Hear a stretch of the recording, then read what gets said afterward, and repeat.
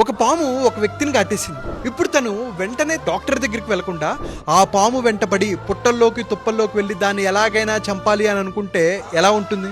చాలా మూర్ఖత్వంగా ఉంటుంది కదా.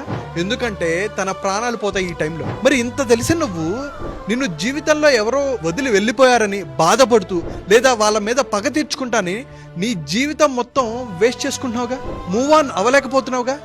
నీ గురించి నువ్వు చూసుకో. ఇంకొకసారి ఎవరిని పడితే వాళ్ళని నమ్మద్దు, వాళ్ళ మాటలు పట్టించుకోకు. నీ గోల్స్, నీ డ్రీమ్స్ మీద మళ్ళీ వర్క్ చేయి. కెరీర్ మీద కాన్సన్ట్రేట్ చేయి.